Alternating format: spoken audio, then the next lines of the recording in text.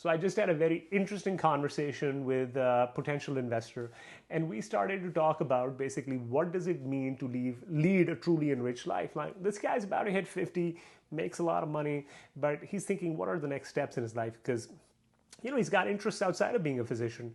And I told him, look, all the successful people I know, they have disassociated their career or profession or the job they do with their self-worth. So they could be doing whatever, but they have their own personality, they have their own interests, which I feel a lot of people don't necessarily develop. People assume when you ask them, who are you? They say, I'm a doctor or I'm a lawyer. And that's their equation of what their self-worth is.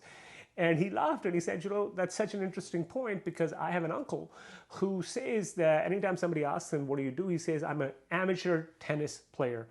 And people get confused and ask him, well, how much does it pay? And he says, well, it pays zero, nothing.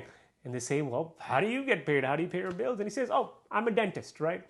And that was basically a very interesting insight because at the end of the day, all this money that we're accumulating, all these pitches that you hear about 15, 20, 30% IRR, XYZ, cash on cash.